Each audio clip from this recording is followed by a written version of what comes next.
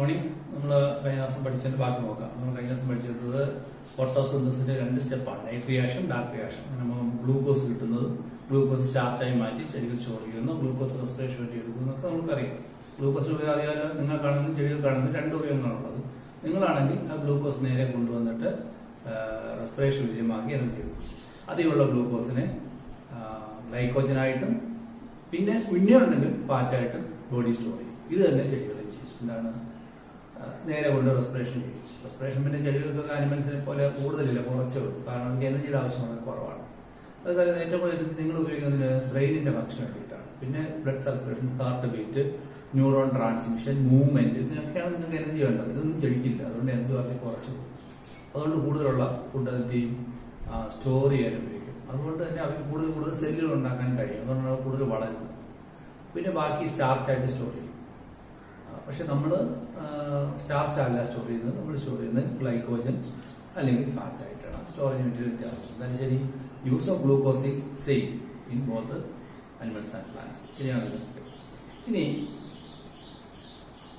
ഈ ഒരു വേറെ പാത്വയെ കുറിച്ച് പഠിക്കാം. നമ്മൾ പഠിച്ച C3 പാത്വേ ആണ്.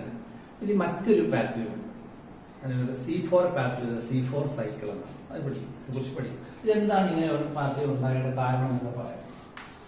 C4 പാത്വേ ഇത് കണ്ടുപിടിച്ചത് ഹാച്ച് ആൻഡ് സ്ലാക്ക് എന്ന 2 സയന്റിസ്റ്റാണ്. ഹാച്ച് ആൻഡ് സ്ലാക്ക് പാത്വേ എന്നൊക്കെ വിളിക്കാം. ഇത് ചെടികൾക്ക് ചെയ്യേണ്ടി വന്നിട്ട് കാരണമുണ്ട്. ആ കാരണം ഇതാണ്. നേരത്തെ കാർബോക്സിലേഷൻ എന്ന സ്റ്റെപ്പ് പഠിച്ചപ്പോൾ എഡിസിനെ കുറിച്ച് പഠിച്ചാൽ അതിന്റെ പേര് റുബിസ്കോ എന്നാണ്. റുബിസ്കോ ഞാൻ ഇങ്ങനെ എഴുതിയതിന് കാരണമുണ്ട്. റുബിസ്കോ എന്ന് എഴുതുമ്പോൾ അതിന് ചില നിയമങ്ങൾ അന്താരാഷ്ട്ര പാലിക്കേണ്ടതുണ്ട്. എഴുതുമ്പോൾ അതിന്റെ RBCO എന്നിവ ക്യാപിറ്റൽ ആയിരുന്നു. റുബിസ്കോ ഇതിന്റെ എക്സ്പാൻഷൻ എന്താണ്? റിബുലോസ് ബൈഫോസ്ഫേറ്റ് കാർബോക്സൈലേസ് ഓക്സിജനേസ് എന്നാണ്. എൻസൈമാണ്. അപ്പൊ അതിന്റെ ചുരുക്കമാണ് റിബുലോസ് ബൈഫോസ്ഫേറ്റ് കാർബോക്സൈലേസ് ഓക്സിജനേസ്. അപ്പൊ ബാക്കി ചെറിയ അക്ഷരമാണ്. അതാണ് RBCO. അതായത് ഇതൊരു ഡുവൽ എൻസൈമാണ്. ഡുവൽ എന്ന് വെച്ചാൽ ഇരട്ട ജോലി ചെയ്യുന്ന എൻസൈമാണ് അല്ലെ? പേര് തന്നെ ഉണ്ടല്ലോ. കാർബോക്സിലേഷൻ റിയാക്ഷനെ കാറ്റലൈസ് ചെയ്യും, ഓക്സിജനേഷൻ റിയാക്ഷനെ കാറ്റലൈസ് ചെയ്യും. അതാണ് ഒരേ എൻസൈം 2 ജോലി ചെയ്തു. അതാണ് ഡുവൽ എൻസൈം. ചോദിക്കും റുബിസ്കോയുടെ എക്സ്പാൻഷൻ എന്താണ്, അതിന് ഡുവൽ എൻസൈം നമുക്ക് തന്നെ പറയാം. കാർബോക്സിലേഷൻ എന്ന എക്സാമ്പിൾ എവിടെ ചെയ്യുന്നത്?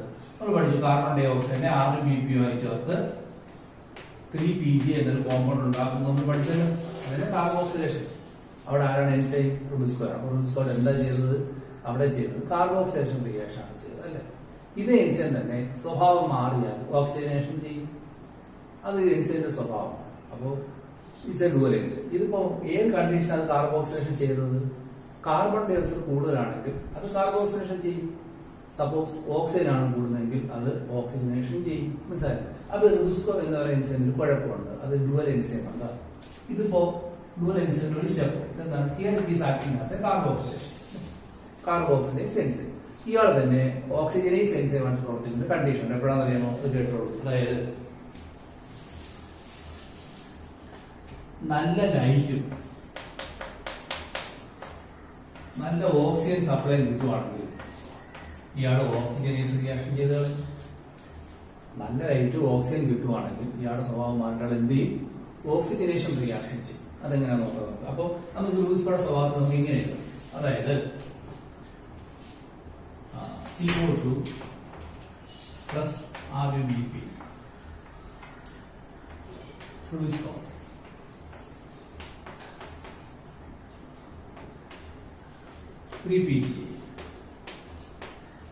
അപ്പൊ ഇത് 5 കാർബണാണ്, ഇത് 1 കാർബണാണ്. അപ്പൊ ഇത് 3 കാർബണാണ്. സ്വാഭാവികം 2 മോളിക്കൂളാണ്. ഇവിടെയാണ് എന്താ ചെയ്യുന്നത്? It is acting as A carboxylation. ഇത് കാർബോക്സിലേഷൻ റിയാക്ഷൻ അല്ലേ? ഇതേ അവസ്ഥ ഇവിടെ കാർബൺ ഡൈ ഓക്സൈഡ് കൂടുതലായിരിക്കും കേട്ടോ. ഇങ്ങനെ എന്തിനാ ചെയ്യുന്നത്? ഈ കാർബൺ ഡൈ ഓക്സൈഡ് സ്മോൾ. ഇതേ റുബിസ്കോയുടെ സ്വഭാവമാണ് നോക്കിയുള്ളൂ. RBP plus O2. എങ്ങനെയെന്ന് അറിയാമോ? if oxygen is more and sunlight, നല്ല ലൈറ്റും ഓക്സിജൻ ഉണ്ടെങ്കിൽ റൂസ്കോ എന്ത് ചെയ്ത് വെക്കുള്ളൂ? It will act as oxygenase enzyme. അല്ലേ? ഇത് ഉണ്ടാക്കുന്നത് ഒരു PG ഉണ്ടാകും.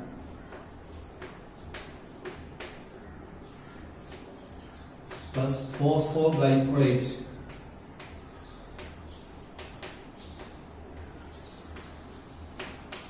എന്ന് 2 കാർബൺ ബോംബ് കൊണ്ട് ഉണ്ടാകും. ഇവിടെ നോക്കി ഒരു കാർബൺ 5 കാർബൺ മൊത്തം 6 കാർബൺ. ഇവിടെ എത്ര? 2 × 3 കാർബൺ, അപ്പൊ 6 കാർബൺ അല്ലേ? ഈ 3PG എന്ന് വെച്ചാൽ അർത്ഥം 3 PG ഉണ്ടെന്നല്ല. നേരത്തെ പറഞ്ഞല്ലോ 3 ഫോസ്ഫേറ്റ് ഉണ്ട്, അത് മൂന്നാമത്തെ ഫോസ്ഫേറ്റിൽ 3 കാർബൺ ഉണ്ടെങ്കിൽ മൂന്നാമത്തെ കാർബണിൽ ഫോസ്ഫേറ്റ് ഒട്ടിയിരിക്കുന്നതിന്റെ അർത്ഥം അല്ലേ? 3PG എന്ന് പറഞ്ഞാൽ ഇത് 3 കാർബൺ ഉണ്ടെങ്കിൽ മൂന്നാമത്തെ കാർബണിലാണ് ഫോസ്ഫേറ്റ് ഒട്ടിയിരിക്കുന്നത്. ഇങ്ങനെ എഴുതാം C. ഇതാണ് P. അപ്പൊ ഇതാണ് 3-phosphoglyceric acid എന്ന് വിളിക്കുന്നത്. 3-phosphor അങ്ങനെയുള്ള 2 എണ്ണം ഉണ്ട്. അപ്പൊ 2 × 3 = 6. ഇവിടെ നോക്കി 5 കാർബൺ, ഓക്സിജൻ ഒന്നേ ഉള്ളൂ, അപ്പൊ 5 കാർബൺ. നോക്കി ഇത് 1 × 3PG ഒരു മോളിക്യൂളേ ഉള്ളൂ, പിന്നെ 2 കാർബൺ, അപ്പൊ 5 കാർബൺ ആയില്ലേ? ഇവിടെ എൻസൈം ആരായിട്ട് പ്രവർത്തിച്ചു? ഓക്സിജനേഷൻ അല്ലേ? ഓക്സിജനേസ് അല്ലെങ്കിൽ ഓക്സിഡേഷൻ. ഇതൊരു ഓക്സിഡേഷൻ റിയാക്ഷൻ ആണ്. This is oxidation. റൂസ്കോയുടെ ഡുവൽ എൻസൈമിന്റെ സ്വഭാവം മനസ്സിലായി.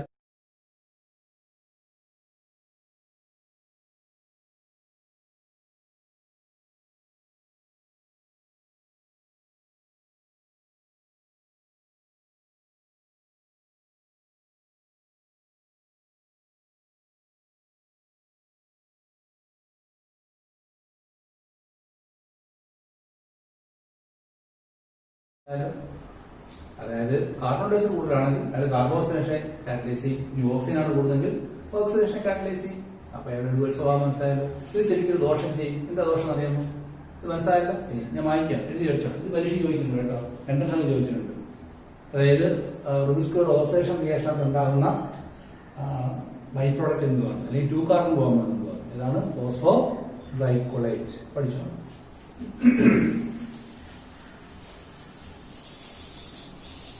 ഇത് ഈ ഡുവൽ സ്വഭാവം എന്ത് ചെയ്ത് നോക്കിയുള്ളൂ. അതായത് ശരി, സൂര്യൻ ഉദിച്ചു വരുന്നതേ ഉള്ളൂ, ലൈറ്റ് അത് കുറവാണ്. അപ്പൊ ഇതിനകത്ത് ലൈറ്റ് വീഴുമ്പോൾ റൂസ്കോ എടുക്കും. അത് ആരായിട്ട് പ്രവർത്തിക്കും? കാർബോക്സിലേഷനായിട്ട് പ്രവർത്തിക്കും. കാരണം ഈ ഇലയ്ക്ക് ചുറ്റും ഇപ്പൊ കാർബൺ ഡൈഓക്സൈഡ് ആണ് കൂടുതൽ അല്ലേ?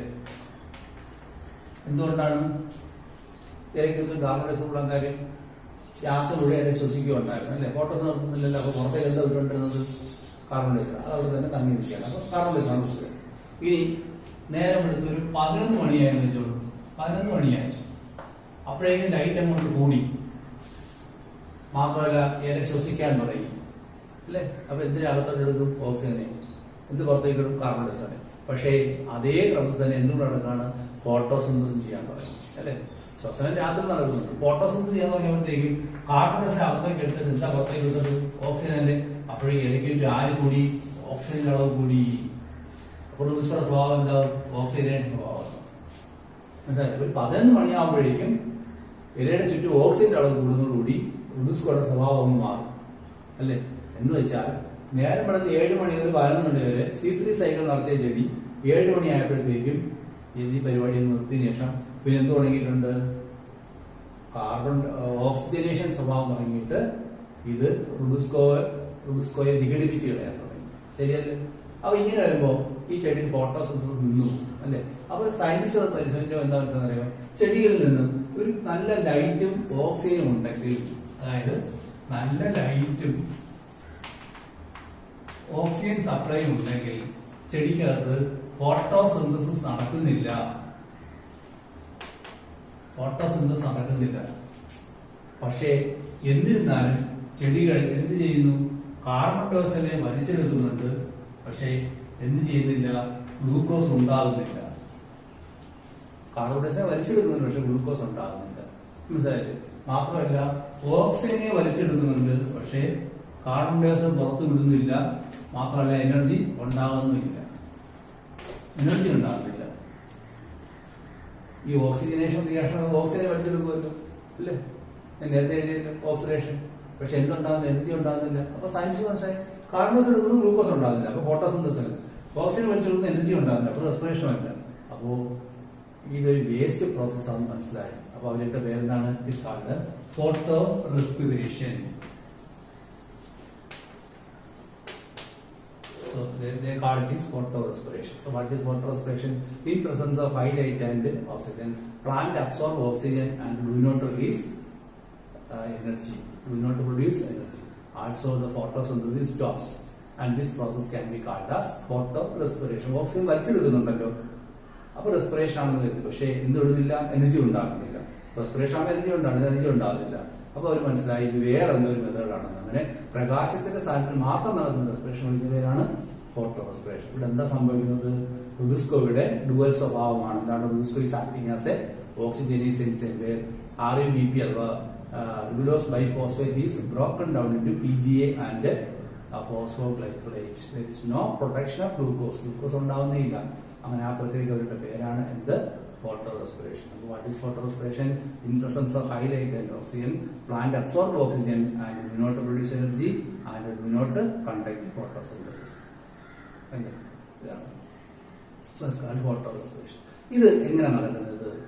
ഇത് ചെടിയുടെ വളർച്ച കൂട്ടുകയോ കുറയ്ക്കുകയോ? നിങ്ങൾ ഇവിടെ നിൽക്കുന്ന ചെടിയെ പ്രസംഗിപ്പിച്ചോളൂ.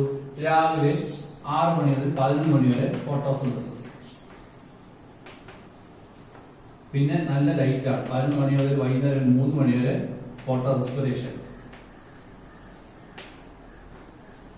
പിന്നെ 3 മണി മുതൽ 6 മണി വരെ ഫോട്ടോസിന്തസിസ്. അപ്പൊ ഈ ഫോട്ടോ റെസ്പിറേഷൻ എന്ന് പറഞ്ഞാൽ ഈ സ്റ്റെപ്പ് ചെടിയെ സംബന്ധിച്ചോളം ഫോട്ടോസിന്തസിസ് നടക്കുന്നില്ല അല്ലേ? അവിടെ വളർച്ച കുറയും. കാര്യം എന്താ? ഇവിടെ ഫോട്ടോസ് നടക്കേണ്ടതായിരുന്നു, റുബിസ്കോയുടെ സ്വഭാവം നേരെയായിരുന്നെങ്കിൽ അല്ലേ? പക്ഷെ ഈ സമയത്ത് ഫോട്ടോ റെസ്പിറേഷൻ വഴി ചെടിയുടെ വളർച്ച കുറഞ്ഞു. അപ്പോൾ നല്ല ചൂടുള്ള പ്രദേശത്തിരിക്കുന്ന ചെടികൾക്ക് ഇങ്ങനെ ഒരു മെത്തേഡ് അനുഭവിക്കേണ്ടി വരും. അത് ചെടിയുടെ വളർച്ച കുറയ്ക്കും. മനസ്സിലായില്ലേ? അതുകൊണ്ടാണ് നിങ്ങൾ അറിയാം നല്ല എന്തുകൊണ്ടാണ് ഈ മരുഭൂമിയിലൊക്കെ ഉള്ള പിന്നെ അറേബ്യയിൽ കടലുണ്ട് അല്ലേ? അവിടുന്ന് വെള്ളം കോരി ഒഴിച്ച് കൃഷി ചെയ്താലും ചെടികളൊന്നും വലുതാകത്തിന്റെ പ്രധാന കാരണം അവിടെ ഭയങ്കര ചൂടാണ്. ചൂട് ഇപ്പോൾ നേരം വെളുക്കും മുതലേ ഫോട്ടോ റെസ്പിറേഷൻ പിടിക്കുന്നത് തുടങ്ങും. ആന്ധ്രയിലെ ഭയങ്കര ചൂടാണ് അല്ലെ? അവിടെ നേരം വെളുക്കുമ്പോൾ പോലെ ചെടികൾ ഫോട്ടോ റെസ്പിറേഷൻ തുടങ്ങുക ചെയ്യുന്നത്. ഇവിടെ നിൽക്കുന്ന ചെടിക്കായി ഞാൻ പറഞ്ഞ 6 മണി 11 മണി വരെ വൈകുന്നേരം. പക്ഷേ കുറെ കൂടെ ചൂട് കൂടിയ പ്രദേശങ്ങളാണെങ്കിൽ എപ്പോഴും ഫോട്ടോ റെസ്പിറേഷൻ ആയിരിക്കും. ചെടിയുടെ ഗ്രോത്ത് വളരെ കുറച്ച് കളയും. മനസ്സിലായി? അപ്പൊ ഇവിടേക്കുള്ള ചെടികളൊക്കെ എന്തിന് വിധേയമാവാണ്? Photo respiration വിധേയമാവാണ്. അപ്പൊ ഈ ചില പ്രദേശത്ത് ഇരിക്കുന്ന ചെടികൾക്ക് ആൾറെഡി ചൂടുള്ള സ്ഥലത്ത് ജീവിക്കാനൊക്കെ തോന്നും. ഫോർ എക്സാമ്പിൾ ആന്ധ്രയിലൊക്കെ കൃഷി ചെയ്യുന്ന ചെടിയാണ് ചോളം, അതുപോലെ കരിമ്പ്, ഇങ്ങനെയുള്ള ചെടികളൊക്കെ അവിടെയാണ് നിന്നത്. അപ്പോൾ അത് ഫോട്ടോ റെസ്പിറേഷൻ എന്ന് പറയുന്ന മെത്തേഡ് കൊണ്ടിരിക്കുകയാണ്. ഒരിക്കലും അതിന് ഫോട്ടോസ് നടത്തി വളർച്ച ഉണ്ടാക്കാൻ പറ്റില്ല. കാരണം അവിടെ 6 മണി വരെ അല്ലെങ്കിൽ 7 മണി വരെയും ചൂടാണ്. അപ്പോ അതിനെ അതിജീവിക്കാൻ വേണ്ടിയിട്ട് ഈ ചെടികൾ തന്നെ വേറൊരു സൈക്കിൾ കണ്ടുപിടിച്ചു, ഡെവലപ്പ് ചെയ്തു. നിങ്ങൾ വീട്ടിലേക്ക് പോകുന്ന വഴിക്ക് പാലം പൊളിഞ്ഞു പോയതുകൊണ്ട് നിങ്ങൾ അവിടെ തുറന്നു വീട്ടിൽ പോകാൻ പാതെ ഇല്ല. നിങ്ങൾ കുറുക്കുവഴികൾ വീട്ടിൽ പോകാൻ നോക്കും. ഈ പാലം പൊളിഞ്ഞ് പോകുമ്പോൾ അപ്പുറത്തൊരു കുറുക്കുവഴികൾ നടപ്പാലൊക്കെ പോകാം അല്ലേ? അതുപോലെ നമ്മളൊരു ആൾട്ടർനേറ്റീവ് മെത്തേഡ് കണ്ടുപിടിക്കുമ്പോൾ ചെടികൾ മറ്റൊരു മെത്തേഡ് കണ്ടുപിടിച്ചു. ആ മെത്തേഡിന്റെ പേരാണ് C4 പാത്വേ. മനസ്സിലായി? Developed another method called C4 pathway. അപ്പൊ ആ C4 പാത്വേ കുറിച്ച് അവിടെ ഇതൊക്കെ മനസ്സിലായിട്ടുണ്ടല്ലോ. നിങ്ങളുടെ പുറമോട്ട് കണ്ടോണം. ഫോട്ടോ റെസ്പിറേഷൻ എന്ന് പറയുന്ന മെത്തേഡെല്ലാം എന്നാണ്.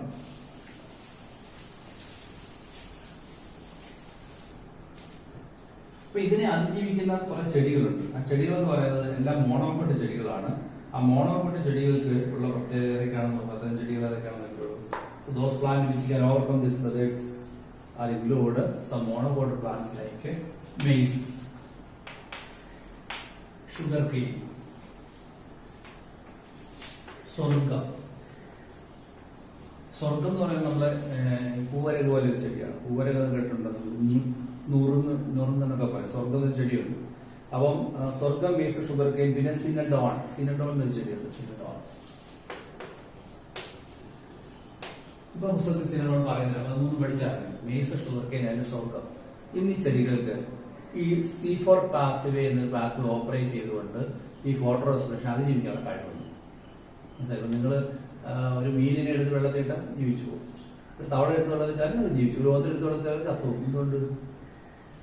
മീനിന് വെള്ളത്തിൽ ജീവിക്കാനുള്ള കഴിവുണ്ട്, തവളയ്ക്ക് വെള്ളത്തിൽ തലയും ജീവിക്കാനുള്ള കഴിവുണ്ട്. പക്ഷെ ഒന്നിന് വെള്ളത്തിൽ ജീവിക്കാനുള്ള കഴിവില്ല. അതേപോലെയാണ് മറ്റു ചെടികൾക്ക് അതിനെ അതിജീവിക്കാനുള്ള കഴിവില്ല. പക്ഷെ ഈ 3 ചെടികൾക്ക് ഈ ഫോട്ടോ റെസ്പിറേഷൻ അതിജീവിക്കാനുള്ള കഴിവുണ്ട്. മനസ്സിലായല്ലോ? സോ ആ ഫോട്ടോ സ്പെഷ്യാലിറ്റിക്ക് കഴിവ് കിട്ടിയത് എങ്ങനെയാണെന്ന് നോക്കൂ. ഈ ചെടിക്ക് ഒരു പ്രത്യേക അനാറ്റമി ഉണ്ട് ലീഫിനകത്ത്, അതാണ് പറയാൻ പോകുന്നത്. So these plant has A special type of anatomy in the leaf. ഇപ്പം ഷുഗർ കെയിന്റെ ഇലയാണ് ഓണാക്കും, അതിനെ കുറുകെ കുറിച്ച് ഒരു സെക്ഷൻ എടുക്കും. നമ്മൾ ഈ സെക്ഷനൊക്കെ നമ്മൾ പഠിച്ചതുകൊണ്ടാണല്ലോ.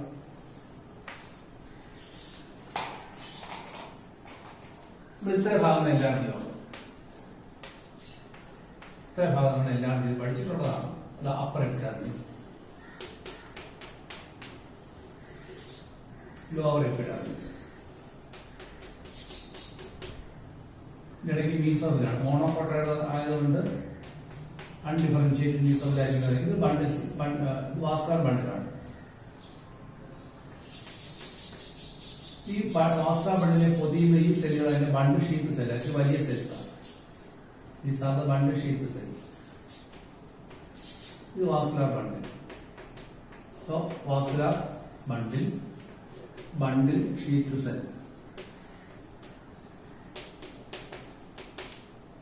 ഇത് മീസോഫിൽ.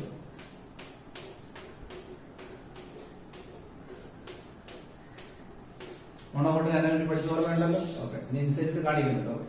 അപ്പൊ ഇതിനകത്ത് എന്താ സംഭവം? ഇതിനകത്ത് ക്ലോറോപ്ലാസ്റ്റ് ഉണ്ട്, ക്ലോറോപ്ലാസ്റ്റ് ഉണ്ട്. മീസോഫിസിന് ക്ലോറോപ്ലാസ്റ്റ് ഉണ്ട്. ഇതിനകത്തുണ്ട് ക്ലോറോപ്ലാസ്റ്റ്. ഏതാ? ബണ്ടിൽ ഷീറ്റിനകത്തുണ്ട് ക്ലോറോപ്ലാസ്റ്റ് സെൽ, ഇതിനകത്തുണ്ട് ക്ലോറോപ്ലാസ്റ്റ്. രണ്ടുതരം ക്ലോറോപ്ലാസ്റ്റ് ഉണ്ട്. ഈ ക്ലോറോപ്ലാസ്റ്റ് ഞാൻ വിളിക്കുന്ന പേരാണ് മീസോഫിൽ ക്ലോറോപ്ലാസ്റ്റ്.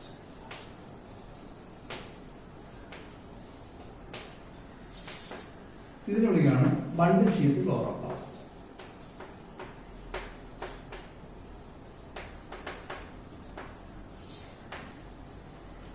ഈ ക്ലോറോപ്ലാസ്റ്റ് ഞാൻ വരയ്ക്കാം ലൈക്ക് ദിസ്. നമ്മൾ പഠിച്ചിട്ടുള്ളതുപോലെ അല്ലേ? ഇതിന്റെ ക്ലോറോപ്ലാസ്റ്റ് അവിടെ വരയ്ക്കാം. ഡബിൾ മെംബ്രെയിൻ ആണ്, പക്ഷെ എന്താ വ്യത്യാസം? ഇത് സാധാരണ ക്ലോറോപ്ലാസ്റ്റ് ആണ്, പക്ഷെ ഇത് ബണ്ടിൽ ഷീറ്റ് ക്ലോറോപ്ലാസ്റ്റ് ആണ്. ഇതിനകത്ത് എന്തുണ്ട്? ഗ്രാന ഉണ്ട്, പക്ഷെ ഇതിനകത്ത് ഗ്രാന ഇല്ല. അതുകൊണ്ട് ഇതിനെ വിളിക്കുകയാണ് ഗ്രാനൽ ക്ലോറോപ്ലാസ്റ്റ്.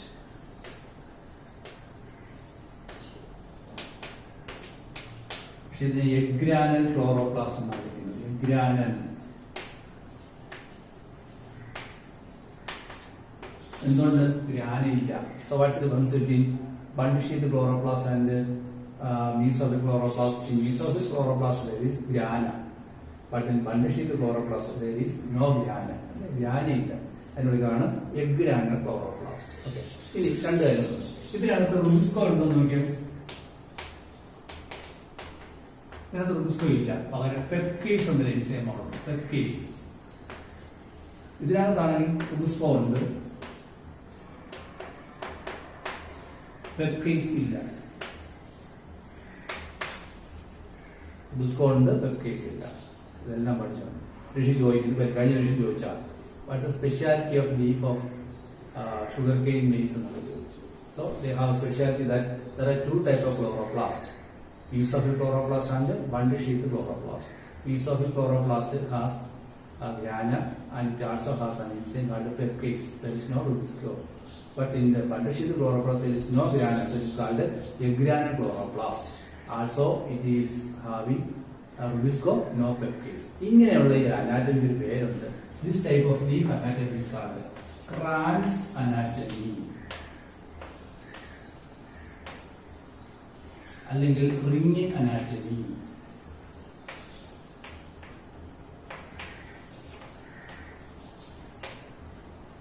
അല്ലെങ്കിൽ റീത്ത് അനാറ്റമി. റീത്ത്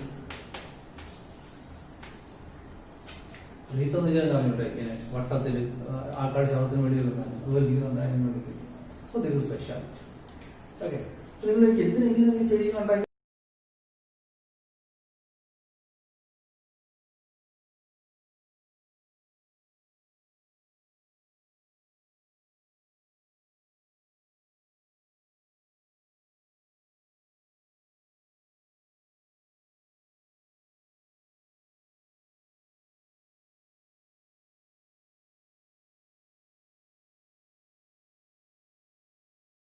വെച്ചത് അതിനൊരു കാരണം.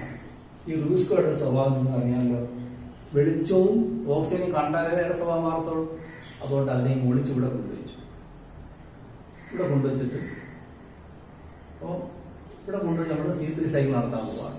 അപ്പോൾ കാർബൺ ഡൈ ഓക്സൈഡ് വലിച്ചെടുത്ത് കൊണ്ട് കൊടുക്കുന്ന ഒരു പരിപാടിയുണ്ട്. അതാണ് ഇവിടെ പറയാൻ പോകുന്നത്. ഓക്കെ, അത് ഞാൻ വേറെ എക്സാമ്പിൾ വെച്ച് പറഞ്ഞ് കൂടുതൽ മനസ്സിലാവും. ഓക്കെ, സോ വാട്ട്സ് അനാറ്റമി അല്ലെങ്കിൽ അനാറ്റമി അത്രയും മനസ്സിലായില്ല. ഇനി നമുക്ക് ഇത് എങ്ങനെ നടക്കുന്ന വേണ്ടിയിട്ട് ഈ രണ്ട് സെല്ലുകൾ എടുക്കാം.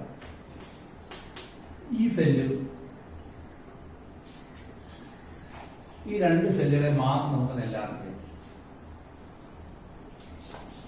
ഒരു ബണ്ട് ഷീത്ത് സെല്ല്, ഒരു മീസോഫിൽ സെല്ല്. ശരിയല്ലേ? ഒരു ബണ്ട് ഷീത്ത് സെല്ല് നമുക്ക് എടുക്കാം, ഒരു മീസോഫിൽ സെല്ല് എടുത്ത് എല്ലാം ചെയ്ത് നോക്കാം എന്നാണ് സംഭവം. അപ്പൊ വരച്ചെടുത്തോണെങ്കിൽ പുസ്തക ഉപകരണങ്ങളല്ല, പഠിക്കാൻ വേണ്ടി വരച്ചെടുക്കാം.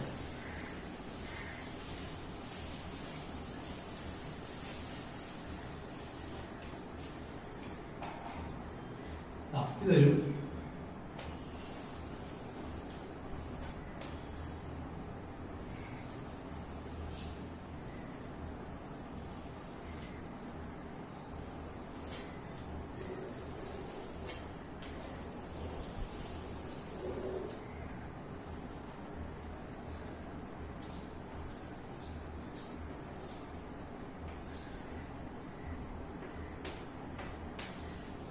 രണ്ട് ക്ലോറോപ്ലാസ്റ്റുകളാണ് അടുത്തടുത്ത് ഇരിക്കുന്നത്. രണ്ട് ക്ലോറോപ്ലാസ്റ്റ്, രണ്ട് സെല്ലാതിരിക്കുന്ന ക്ലോറോപ്ലാസ്റ്റ് അടുത്തടുത്ത് വരും. ഇത് മീൻസ് ഒരു ക്ലോറോപ്ലാസ്റ്റ്.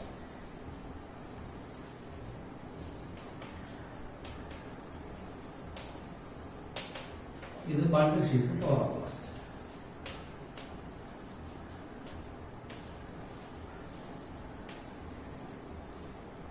സ്വാഭാവികമായിട്ട് ലൈറ്റ് അടിക്കുന്ന ഇവിടെയാണല്ലോ, കാരണം അകത്തൊളിച്ചിരിക്കുകയല്ലേ, ലൈറ്റ് ഇവിടെ തട്ടാൻ സാധ്യതയുള്ളത്. അതല്ല, ഇലക്ട്രിക് താഴെ ഓക്സിജൻ ഉണ്ടെങ്കിൽ ഇവിടെ ആയിരിക്കും ഓക്സിജൻ ഒക്കെ ഇരിക്കുന്നത് അല്ലേ. ഇവിടെ ഓക്സിജൻ വരത്തില്ല, കാരണം അകത്താണ് ഇരിക്കുന്നത്. പക്ഷെ ഇവിടെ കാർബൺ ഡൈ ഓക്സൈഡ് ഉണ്ട്. ഓക്കെ, പക്ഷെ ഈ ഓക്സിജൻ സ്വീകരിക്കാനുള്ള ദുഷ്ടമില്ല, ദുഷ്ടയുടെ അകത്തായിരിക്കുന്നത്.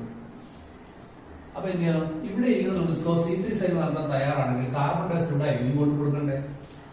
ആ ഒരു സംവിധാനമാണ്.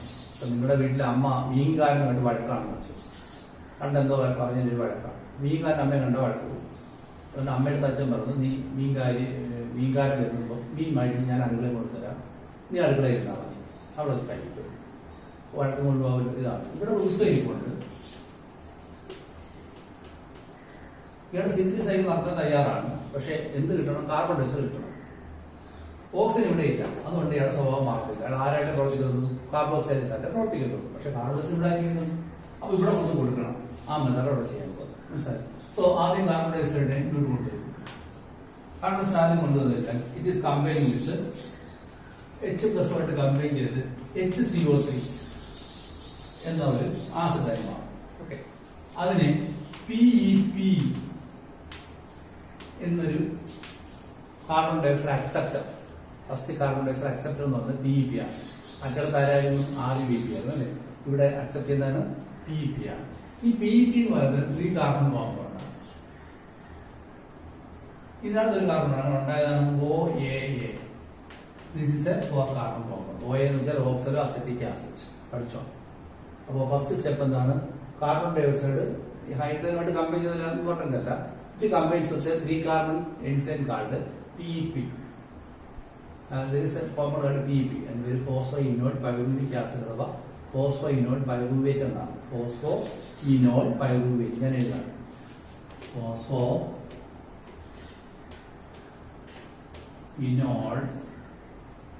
pyruvate എന്നാണ് PEPയുടെ പൂർണ്ണരൂപം. അപ്പൊ PEP carbon dioxide combine ചെയ്യുന്ന ഒരു എൻസൈം ഉണ്ട്, അതിന്റെ പേര് പെപ്റ്റേസ് എന്നാണ്. പെപ്റ്റേസ് എക്സ്പാൻഷൻ പറയാമോ? Phosphoenol pyruvate carboxylase. Phosphoenol pyruvate carboxylase. Carboxyl നടത്തുന്ന എൻസൈം. അപ്പൊ എന്തായി? ഒരു 4 കാർബൺ ആസിഡ് ഉണ്ടായി. ഇവിടുത്തെ ആദ്യത്തെ സ്റ്റേബിൾ കോമ്പൗണ്ട് ആരാണ്? ഈ ഓക്സലോ അസറ്റിക് ആസിഡ് എന്ന് പറയുന്ന 4 കാർബൺ ആസിഡ് ആണ്. അതുകൊണ്ടാണ് നമ്മൾ C4 സൈക്കിൾ എന്ന് വിളിച്ചത്. C3 സൈക്കിൾ വിളിച്ചത് ഉണ്ടായിരുന്നു. First stable compound 3 carbon compound ആയിരുന്നു. പേരെന്തായിരുന്നു? PGA.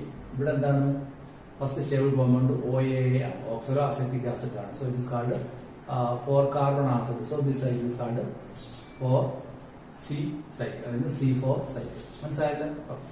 ഇനി ഈ ഓക്സലോ അസെറ്റിക് ആസിഡ് ഒരു C4 ആസിഡ് ആണ്. നേരെ എന്താണ് മാലിക് ആസിഡായി മാറും. മാലിക് ആസിഡ് 4-carbon ആസിഡ് ആണ്.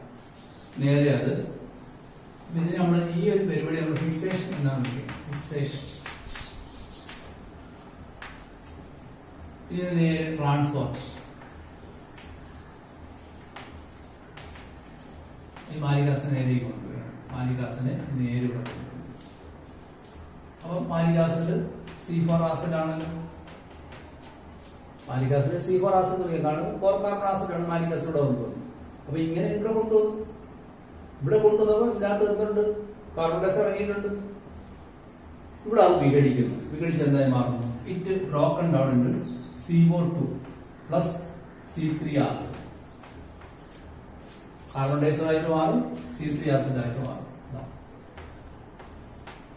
ഇത് C4 ആസിഡ് ആണോ? സംശയമില്ലല്ലോ. മുറിച്ചു കഴിഞ്ഞാൽ കാർബൺ ഡൈ ഓക്സൈഡ് കിട്ടും, ബാക്കി ഒരു C3 ആസിഡ് കിട്ടും അല്ലെ? C3 ആസിഡ് കിട്ടും. ഈ C3 ആസിഡ് അപ്പൊ ഇവിടെ ഇത് കാർബൺ ഡൈ ഓക്സൈഡ് ഡീകാർബോക്സിലേഷൻ എന്നാണ് വിളിക്കുന്നത്.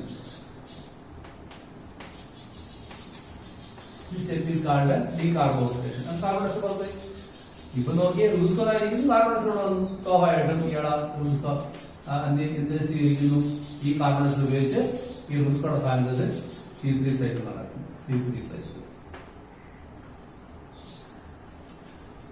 റൂസ്കോയ്ക്ക് കാർബൺ ഡൈ ഓക്സൈഡ് ഇവിടെ കിട്ടും, ഓക്സിജൻ കിട്ടില്ല. ഓക്സിജൻ ഇവിടെ ഇരിക്കുക, ഓക്സിജനാണ് സ്വീകരിക്കാനില്ല. അതുകൊണ്ട് റൂസ്കോ എടുത്ത് ആരെ കൊണ്ടുവന്നു? കാർബൺ ഡൈ ഓക്സൈഡ് കൊണ്ടുവന്നു. ഈ പ്രക്രിയ എന്താ ചെയ്ത്? കാർബൺ ഡൈ ഓക്സൈഡ് കൊടുക്കരുത്. അതിനുവേണ്ടിയിട്ടുള്ള കാര്യങ്ങളെല്ലാം ചെയ്തു. എന്ത് ചെയ്തു? കാർബൺ ഡൈ ഓക്സൈഡിനെ PEP ആയിട്ട് കമ്പനി ചെയ്ത് OAA എന്നൊരു 4-carbon ആസിഡ് ഉണ്ടാകുന്ന ഫിക്സേഷൻ. അതിനെ മാലിക് ആസിഡാക്കി മാറ്റിയ ശേഷം നേരെ ഇവിടെ കൊണ്ടുവന്നു. ട്രാൻസ്പോർട്ട് ഇവിടെ കൊണ്ടുവന്ന് വിഘടിപ്പിക്കുന്നു. ഡീകാർബോക്സിലേഷൻ. കാർബൺ ഡൈ ഓക്സൈഡും C3 ആസിഡായി മാറും. കാർബൺ ഡൈ ഓക്സൈഡ് ഉപയോഗിച്ച് എന്ത് ചെയ്യുന്നു? C3 സൈക്കിൾ ഓപ്പറേറ്റ് ചെയ്യുന്നു. കാരണം റൂസ്കോ ഇവിടെ റെഡി ആയിട്ടിരിക്കുകയാണ് അല്ലേ? ഇവിടെ C3 സൈക്കിൾ അറിയാമല്ലോ. നമ്മൾ നേരത്തെ കാർബൺ സൈക്കിൾ ഇവിടെ നടത്തുന്നു, ഗ്ലൂക്കോസ് ഉണ്ടാകുന്നു. അപ്പോൾ ബാക്കി ആരായി? C3 ആസിഡ് ബാക്കിയുണ്ട് അല്ലേ? അതിനെ നേരെ എന്ത് ചെയ്യുന്നു? ട്രാൻസ്പോർട്ട്.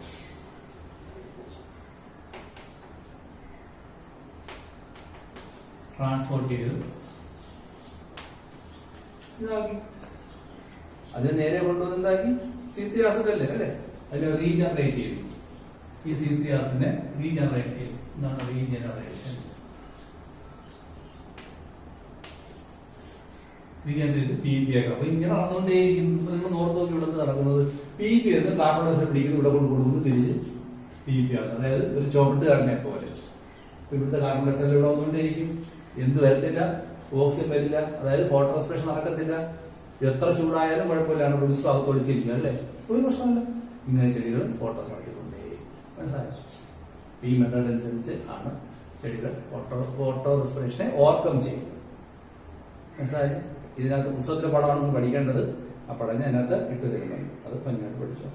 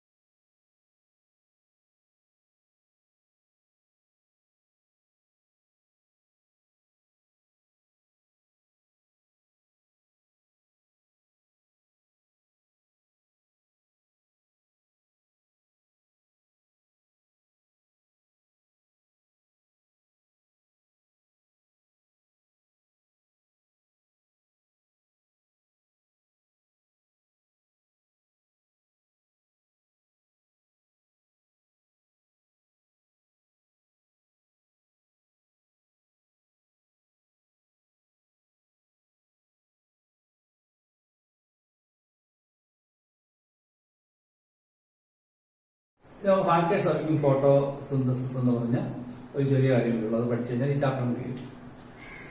ഇത് പുസ്തകത്തെ പടം തന്നെ വരച്ചെടുക്കണം. ഞാൻ ഇൻസൈറ്റ് ആയിട്ട് തരുന്നുണ്ട്.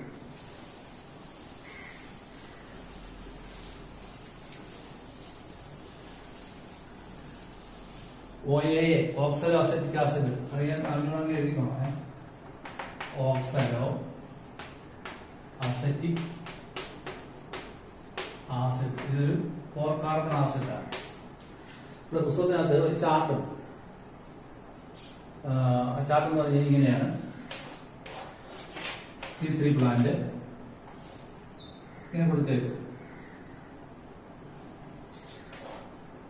C3 plant, C4 plant, first carbon ഡൈ സ്ട്രക്ചർ ആരാണ്? C3 പ്ലാന്റ് ആണത് RUBP ആണ്. ഇവിടെ ആണെങ്കിൽ PEP ആണ്. അതിനകത്ത് എത്ര കാർബൺ ഉണ്ട്? RUBP ആണ് 5 കാർബൺ ആണ്, ഇതിനകത്ത് 3 കാർബൺ ആണ്. ഇതിന് ചാർട്ട് ഉണ്ട്. ഓക്കെ, ആ ചാർട്ട് നമ്മൾ ഡിസ്കഷൻ സമയത്ത് ഫില്ല് ചെയ്യാം. ഫില്ല് ചെയ്തിട്ട് വരാം. അപ്പോൾ നിങ്ങൾ ആ ഡിസ്കഷൻ സമയത്ത് ആദ്യം ഫില്ല് ചെയ്യണം. എന്നിട്ട് അനുസരിച്ച് ഞാൻ ഉത്തരം തരാം. ഓക്കെ, ശരി. ആ ചാർട്ട് നമ്മൾ ഇത് നമ്മൾ തിരിച്ചു പോവുകയാണ്. Factors affecting photosynthesis. ഫോട്ടോസിന്തസിനെ അഫക്റ്റ്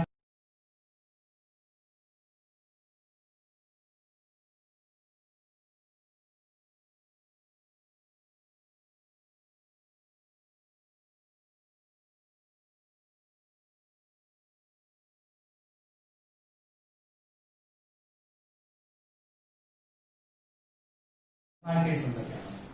അപ്പൊ നിങ്ങൾക്ക് പറയാം, നിങ്ങളുടെ ശ്വസനത്തെ അഫക്റ്റുന്ന ഫാക്ടേഴ്സ് എന്തൊക്കെയാണ്?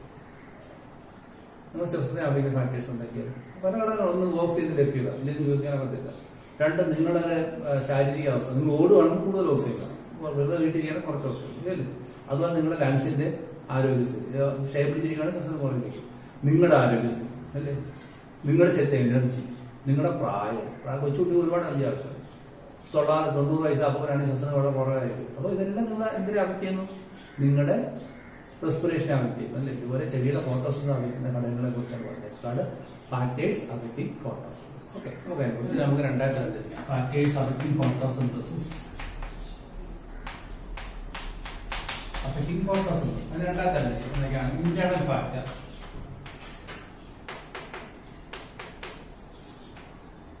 External factor.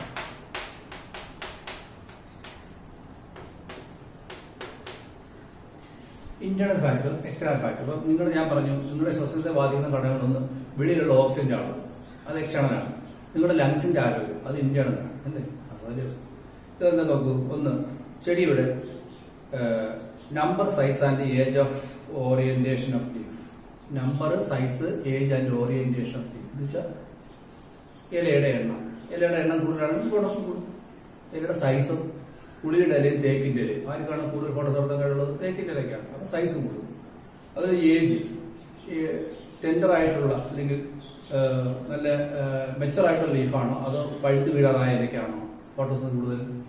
അപ്പൊ ഒരു മെച്ചൂരിറ്റി എത്തിയ നല്ല ടെൻഡർ ആയിട്ടുള്ള ലീഫ് അല്ലെ, നല്ല തളുത്ത നല്ല പച്ചാറുള്ള ലീഫ്.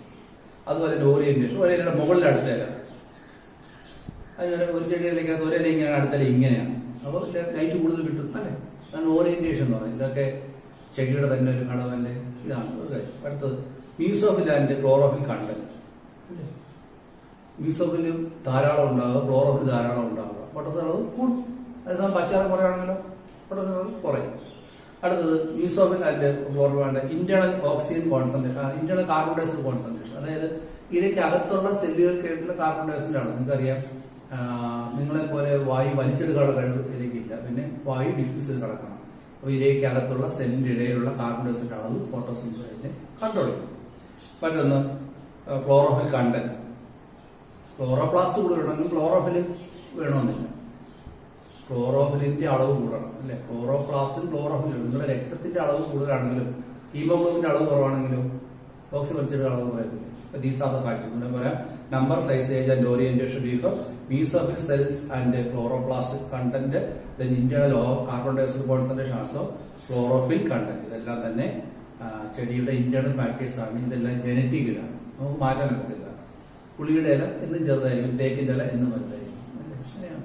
ചോദ്യചീയുടെ ഇലയിലും ചുവപ്പ് തന്നെ ആയിരിക്കും. അതൊക്കെ ഇന്റേണൽ ഫാക്ടേഴ്സ് ആണ്, ജനറ്റിക്കലി കൺട്രോൾ. ഇനി എക്സ്റ്റേണൽ ഫാക്ടേഴ്സ് എന്ന് പറയുന്നത് എന്താണ്? 3 കാര്യങ്ങളാണ്. ഒന്ന്, വാട്ടറിന്റെ അവൈലബിലിറ്റി, അതുപോലെ തന്നെ കാർബൺ ഡയോക്സൈഡിന്റെ അവൈലബിലിറ്റി, അടുത്തൊന്ന് ലൈറ്റിന്റെ availability. These are the 3 external factors that is controlling the photosynthesis.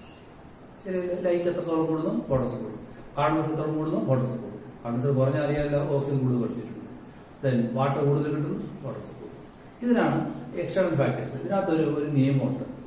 ഇത് രണ്ടും കൂടുതൽ, ഇത് കുറവാണെങ്കിലും ഫോട്ടോസ് കൂടുകയോ കുറയുകയോ കുറഞ്ഞിരിക്കും. ഇനി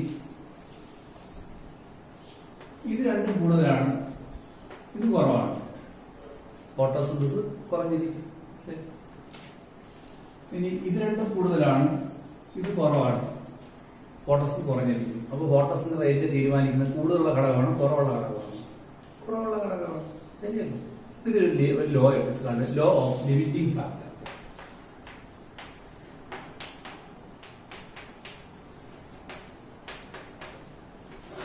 law of limiting factor by Blackman എന്ന സയൻസിന്റെ ഒരു തിയറിയാണ്. അതിൽ പറഞ്ഞിങ്ങനെയാണ്, when three factors controlling, when more than one factor controlling the rate of a reaction, when more than one factor controlling the rate of a reaction, the speed of the reaction will be controlled by the slowest factor. When more than one factor controlling the rate of the reaction, the speed of the reaction will be controlled by the slowest factor. And when a reaction is controlled by the speed of different factors that is participating in the reaction, the rate of the or speed of the reaction will be controlled by the speed of the slowest factor.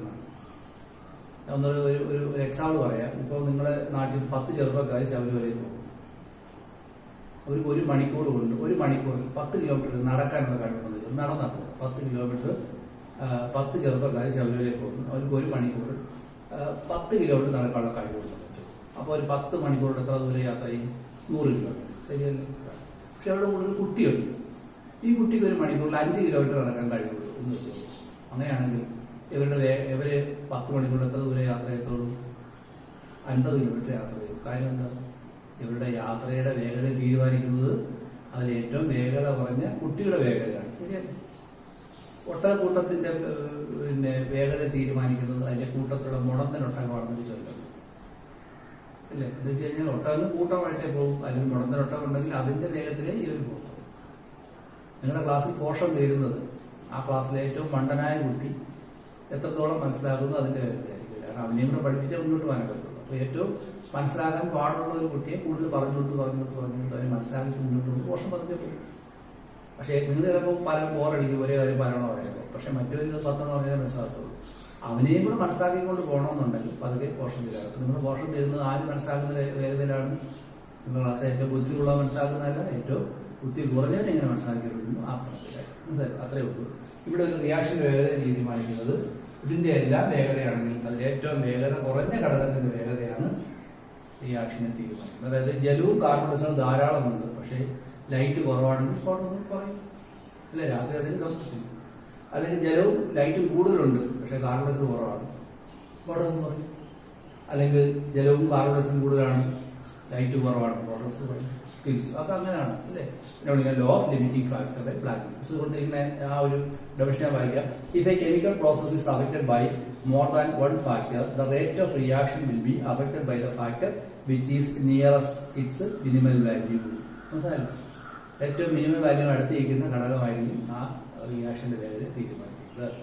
It is A factor which directly affect the process in A quality and change എന്നാണ് കുറ്റം. അപ്പൊ ഇതാണ്, if a reaction is controlled by the speed of different factors, the rate of reaction will be the speed of the slowest factor. Okay. Light, ലൈറ്റിനെ കുറിച്ച് ചിന്തിക്കാം. എന്താണ് ലൈറ്റിന്റെ quality, intensity and duration of light affect the photosynthesis. ലൈറ്റിന്റെ quality, intensity and duration it will affect the rate of photosynthesis. അല്ലേ? എന്താണ് ലൈറ്റിന്റെ quality എന്ന് പറഞ്ഞു കഴിഞ്ഞാൽ? ലൈറ്റിന്റെ ക്വാളിറ്റി, ഇന്റൻസിറ്റി, ഡ്യൂറേഷൻ. ഇന്റൻസിറ്റി എന്ന് പറയുമ്പോൾ രാവിലെ 9 മണിക്ക് കിട്ടുന്ന ലൈറ്റാണോ ഉച്ചയ്ക്ക് 12 മണിക്ക് കിട്ടുന്ന ലൈറ്റാണോ കൂടുതൽ ഇന്റൻസിറ്റി ഉള്ളത്? അത് 12 മണിക്ക് കിട്ടും. അത് ഫോട്ടോസിനെ കൺട്രോൾ ചെയ്യും. ഇനി അതിന്റെ ഡ്യൂറേഷൻ, ഒരു ചെടിക്ക് 3 മണിക്കൂർ ലൈറ്റ് എടുക്കും, ഒരു ചെടിക്ക് 8 മണിക്കൂർ ലൈറ്റ് എടുക്കും. അതിന്റെ ഫോട്ടോസ് കൂടുന്നത് 8 മണിക്കൂർ. ഇനി ഈ ക്വാളിറ്റി എന്ന് ഉദ്ദേശിക്കുന്നത് എന്താണ്? അത് ഇതാണ്, വലിയൊരു മരം പടർന്നു വന്നൊരു ചെയ്യുന്ന മരം. ഇത് ചെറിയൊരു ചെടി പടർന്നിച്ചോ, സൂര്യപ്രകാശം ഈ ചെടിയുടെ അല്ലെങ്കിൽ അനുസരിച്ച് താഴെ ഇറങ്ങി വരുമ്പോൾ ഇതിനകത്ത് താഴെ കാണത്തില്ല, റെഡും ബ്ലൂ കുറവായിരിക്കും. കാരണം എന്താ? അതിലൂടെ പരിസരത്ത് ഫോട്ടോസിന്തസിന് വേണ്ടിയിട്ട്. അപ്പൊ ഈ ചെടിയിൽ കിട്ടുന്ന ലൈറ്റിനകത്ത് റെഡും ബ്ലൂ കുറവായിരിക്കും. അപ്പൊ ക്വാളിറ്റി കുറവായിരിക്കുന്നത് പറയാം. മനസ്സിലായില്ലേ? ഇതാണ് ക്വാളിറ്റി ഓഫ് ലൈറ്റ്. ഇതെല്ലാം പറ്റി photos. In low light intensity changes the light quantity changes carbon dioxide fixation. അത് അത്രേ ഉള്ളൂ. ലൈറ്റിന്റെ ക്വാണ്ടിറ്റി കുറയുകയാണെങ്കിൽ ക്വാളിറ്റി കുറയുകയാണെങ്കിൽ ഫോട്ടോസിനെ അഫക്ട് ചെയ്യും എന്നുള്ളതാണ്. ഇനി പൊതുവെ 10% of light is necessary four photosynthesis. 10% ലൈറ്റിന്റെ ചെടിക്ക് ഫോട്ടോസിന്തസിസ് സാച്ചുറേഷൻ ആണ് എന്ന് വെച്ച് കഴിഞ്ഞാൽ അത് ധാരാളമാണ്. 10% ലൈറ്റ് കിട്ടിയാൽ മതി. സൂര്യപ്രകാശത്തിന്റെ 100% ഇന്റൻസിറ്റി എന്ന് പറയുന്നത് ഉച്ചയ്ക്കാണെന്ന് വെച്ചോ. അങ്ങനെ രാവിലെ 7 മണിക്ക് കിട്ടുന്ന ലൈറ്റ് തന്നെ ഫോട്ടോസിന്തസിന് ധാരാളമാണ് അല്ലേ. ഈവൻ ചന്ദ്രന്റെ വെളിച്ചത്തിൽ പോലും ഫോട്ടോസ് നടക്കും എന്നാ പറയുന്നത്. നല്ല വെളിച്ചമാവുന്ന ചന്ദ്രന്റെ വെളിച്ചമുണ്ട് അതുപോലും ഫോട്ടോസ് നടക്കും. അപ്പോൾ ഒരിക്കലും ഒരു ലൈറ്റ് ഒരു ലിമിറ്റിംഗ് ഫാക്ടർ ആകാറില്ല. കാരണം സൂര്യൻ ഉദിച്ചാൽ എത്ര പോയാലും 10% ലൈറ്റ് കിട്ടുമല്ലോ. അതുകൊണ്ട് രാത്രിയിലല്ലാതെ പകലൊരിക്കലും ലൈറ്റ് ഒരു ഇന്റൻസിറ്റി ഒരു ലിമിറ്റിംഗ് ഫാക്ടർ ആകാറില്ല. പക്ഷെ വെള്ളം എപ്പോഴും ഒരു ലിമിറ്റിംഗ് ഫാക്ടർ ആണ് അല്ലേ. വെള്ളം എപ്പോഴും കിട്ടണമെന്നില്ല. അതുകൊണ്ടാണ് ചെടികൾ വെള്ളം കിട്ടാൻ തുടങ്ങിപ്പോകുന്നത് അല്ലേ. അത് ഓർത്തോളുക. ഇനി so light is not to become a limiting factor except shady plants. Shady plants ചെടിക്ക് ലൈറ്റ് ലിമിറ്റ് ഫാക്ടർ ആണ്. മിക്കപ്പോഴും വലിയ മരങ്ങളിടയിൽ നിന്ന് കൊച്ചു ചെടികൾക്ക് ലൈറ്റ് കിട്ടാറുണ്ട്. അതുകൊണ്ട് ഈ കൊച്ചു ചെടികൾക്ക് ഷെയ്ഡി പ്ലാന്റ് നിൽക്കുന്ന കൊച്ചു ചെടികൾക്ക് ഒഴികെ വൻ മരങ്ങൾക്കൊന്നും തന്നെ സാറിന് ലൈറ്റ് ഒരു ലിമിറ്റിംഗ് ഫാക്ടർ ആകാറില്ല. അപ്പൊ ഇതനുസരിച്ച് ഒരു ഗ്രാഫ് ഉണ്ട്. ആ ഗ്രാഫ് പഠിക്കും നോക്കൂ.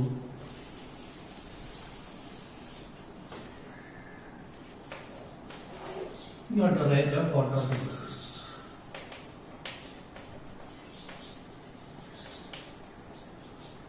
ഇങ്ങോട്ട് ലൈറ്റ് ഇന്റൻസിറ്റി. ലൈറ്റ് കൂടി ഫോട്ടോസിന്തസിസ്. ലൈറ്റ് കൂടുകയാണ് ഫോട്ടോസിന്തസിസ്. ലൈറ്റ് കൂടി ഫോട്ടോസിന്തസിസ്. ലൈറ്റ് കൂടി ഫോട്ടോസിന്തസിസ്. അപ്പൊ ഇങ്ങനെ പോവാണ് അല്ലേ. പക്ഷെ ഒരു ഘട്ടം എത്തുമ്പോൾ ഫോട്ടോസ് റേറ്റ് സ്ഥിരമായി പോകും. കാണുന്നത് കഴിഞ്ഞാല് മറ്റ് ഫാക്ടേഴ്സ് ലിമിറ്റിംഗ് ആവും.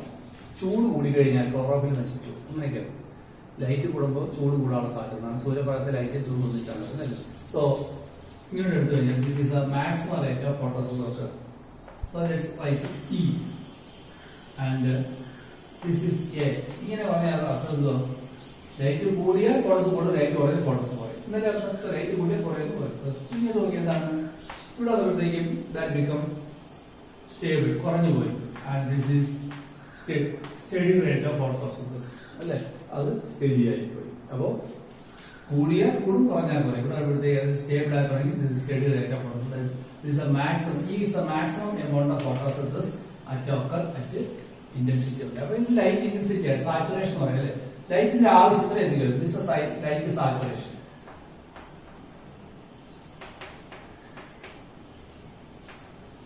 ലൈറ്റിന്റെ സാച്ചുറേഷൻ. നിങ്ങളിപ്പോ ഇഡലി തിന്നുകയാണ്, വയറ് വീർപ്പ് വരും. നിങ്ങളൊക്കെ 500 ഇഡലി ഉണ്ടെങ്കിൽ നിങ്ങൾ കൊണ്ട് തീർത്തു. ഇനി അങ്ങോട്ട് നിങ്ങൾ തിന്നാൻ വയ്യ. അപ്പോ this is a maximum number of idli you can it. ശരിയല്ലേ. ഒരു ഇഡലി കൊടുക്കുന്നു, തിന്നുന്നു. ഒരു ഇഡലി തിന്നുന്നു, വയറ് വീർപ്പ് വയറിന്റെ വീർക്കലിൽ നിന്ന് വരുവാണ്. നിങ്ങൾ തിന്നുന്നില്ല. ഇനി എത്ര കൊടുത്തിട്ട് ഇവിടെ 100 ഇഡലി ഇരിപ്പുണ്ടെങ്കിൽ നിങ്ങൾക്ക് തിന്നാൻ വയ്യ. സോ ഇത് മാക്സിമം വീർക്കലൊക്കെ വയർ അല്ലേ. അപ്പൊ ചിന്തിച്ചാൽ നിങ്ങൾക്ക് തിന്നാൻ ഇഡലിയുടെ എണ്ണം 5 ഇഡലി 6 ഇഡലി 7 ഇഡലി 10 ഇഡലി ആകുന്നു നിർത്തി തിന്നാൻ ഇഡലിയുടെ എണ്ണം. അതുപോലെ ഇവിടെ എത്തിയപ്പോഴത്തേക്കും വയറ് പറഞ്ഞതുപോലെ ലൈറ്റ് ആവശ്യത്തിനായി ചെടിക്കും. ഇനി എത്ര ലൈറ്റ് കൂട്ടി കൊടുത്താലും ചെടി എടുക്കലാണ്. സാച്ചുറേഷൻ എത്തിച്ചു സാച്ചുറേഷൻ പോയിന്റ് അല്ലേ. And this is a maximum photosynthesis occur at the saturation. മനസ്സിലായാലും ഇതെന്താ ABCD എന്നാണ് ചോദിച്ചിട്ടേ ഉള്ളൂ. അതിന്റെ ഉത്തരം ഞാൻ ഇന്ന് ഉണ്ടാകുന്നത് കാണും. അത് നിങ്ങൾക്ക് പഠിച്ചോളാം. ഈ പടം പറ്റി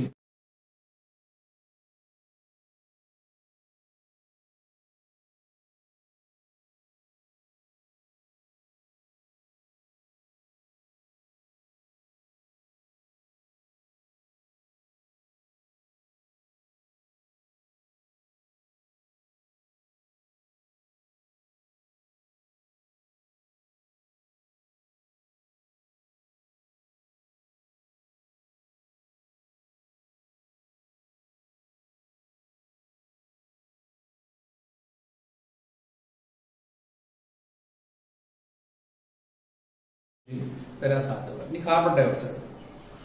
കാർബൺ ഡയോക്സൈഡ് ആൾസോ ഇത് ഒരു ലിമിറ്റിംഗ് ഫാക്ടർ ആണ്. ഓക്കെ.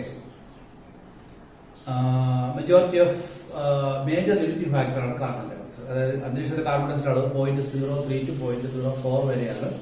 0.5 വരെയാണെങ്കിൽ ചെടിക്ക് ഫോട്ടോസിന്റെ അളവ് കൂടും. പക്ഷെ അത് കൂടുതലായി കഴിഞ്ഞു കഴിഞ്ഞാൽ ക്ലോറോഫില്ല് നശിപ്പിച്ച് കളയും എന്നുള്ളതുകൊണ്ട് കാർബൺ ഡയോക്സൈഡ് കൂടിക്കഴിഞ്ഞാൽ ഒരു കുഴപ്പമായതുകൊണ്ട് this is the saturation point of carbon dioxide. So C, this is the saturation point of carbon dioxide for different plant. C4 ന് 360, C3 ക്ക് 450 ആണ്. 550. ഓക്കെ. ഇതിനകത്ത് എന്താ കൺഫ്യൂഷൻ വരുന്നത്? PS1 ഉം PS2 ഉം പോലെ PS1 700, PS2 650 അല്ലേ? അതേപോലെയാണ്. C3 ക്ക് 450, C4 ന് 360 ആണ്. മനസ്സിലായോ? അത് ഓർക്കണം. ഇതൊരു സാച്ചുറേഷൻ പോയിന്റ് ആണ്. ഇത്രയാണ് ചെടിക്ക് വേണ്ടതെന്നാണ് പറയുന്നത്. ഇനി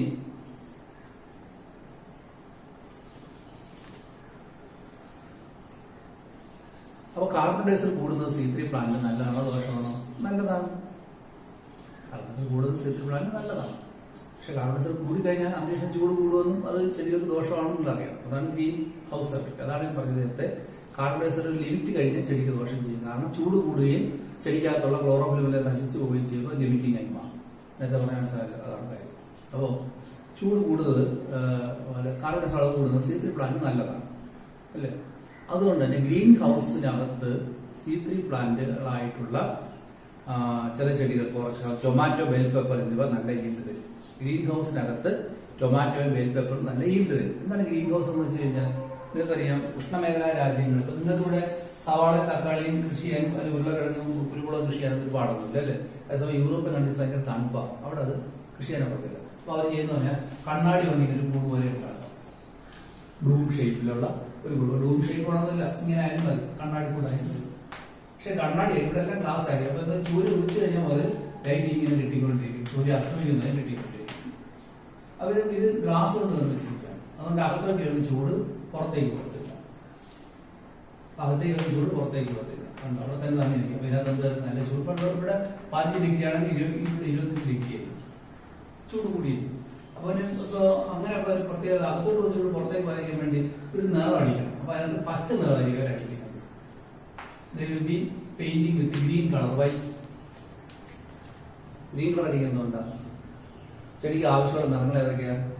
ബ്ലൂവും റെഡും കൂടുതൽ അല്ലേ? ഒട്ടും വേണ്ടാത്ത ഏതാണ്? ഗ്രീൻ. അതുകൊണ്ടല്ലേ അത് റിഫ്ലക്ട് ചെയ്ത് കളയുന്നത് അല്ലെ? ചെടി പച്ച റിഫ്ലക്ട് ചെയ്യുന്നതിന് വേണ്ടതുകൊണ്ടല്ലേ? അങ്ങനെ ചിന്തിച്ചാൽ സൂര്യപ്രകാശത്തിന് പച്ചയൊക്കെ വയ്ക്കോട്ടെ, ഒരു കുഴപ്പമില്ല, ബാക്കിയൊക്കെ വരുമല്ലോ. അപ്പൊ ഇതിനകത്ത് ബെൽ പെപ്പറും ടൊമാറ്റോ എല്ലാം നല്ല ഈൽഡ് തരും. കാരണം അത് രാത്രി മുഴുവൻ ഫോട്ടോസ് റെസ്പിറേഷൻ നടത്തി ഇതിനകത്ത് കാർബൺ ഡയോക്സൈഡ് കൂടിയിരിക്കും. രാത്രി മുഴുവൻ റെസ്പിറേഷൻ നടത്തി ഇതിനകത്ത് കാർബൺ ഡയോക്സൈഡ് കൂടിയിരിക്കും. അപ്പോഴാണ് ആദ്യം വരുന്നത് പ്രകാശം വരുന്നത് അല്ലേ? അപ്പൊ സ്വാഭാവികമായിട്ടും ചൂടും കൂടി പ്രകാശവും കിട്ടി. ചൂട് ഇഷ്ടപ്പെട്ട ചെടിയാണ് ടൊമാറ്റോയും ബെൽ പെപ്പറും ഒക്കെ. അപ്പൊ ചൂട് കിട്ടി, നല്ല ലൈറ്റ് കിട്ടി, കാർബൺ ഡയോക്സൈഡ് ധാരാളം ഉണ്ട്. Good photosynthesis and good growth. ശരിയല്ലേ? അതാണ്. അപ്പോൾ പരീക്ഷ ചോദിക്കും, why in greenhouse bell pepper and tomato give a good yield because they are C3 plant which need high carbon dioxide which increase the rate of photosynthesis. ഇതിനകത്ത് temperature ആണ്. Temperature കൂടി കഴിഞ്ഞാൽ photos വളരെയേറെ കൂടി കഴിഞ്ഞാൽ photos കുറഞ്ഞു. കാരണം ഇലകൾ വാടുകയും സ്റ്റോമേറ്റ് അടഞ്ഞു വീഴുകയും ചെയ്യുന്നതാണ്. ടെമ്പറേച്ചർ കുറഞ്ഞിരിക്കുന്ന നല്ല ഒരു ഒപ്റ്റിമൽ ടെമ്പറേച്ചറാണ് ഫോട്ടോസിന്തസിസ് നല്ലത്. അതുപോലെ തന്നെയാണ് വാട്ടർ അല്ലേ? വാട്ടറിന്റെ ലഭ്യതയും അങ്ങനെയാണ്. വാട്ടർ കുറഞ്ഞാൽ ഫോട്ടോസ് കുറയും, വാട്ടർ കൂടി കഴിഞ്ഞാൽ ഫോട്ടോസ് കൂടും. ഇതൊക്കെ അതിന്റെ ഒരു ഫാക്ടേഴ്സ് ആണ്, അതിന്റെ ഇമ്പോർട്ടന്റ് കാര്യങ്ങളൊന്നും. ഇത്രയൊക്കെയാണ് അതിനകത്തുള്ള ഇമ്പോർട്ടന്റ് പോയിന്റ്സ്.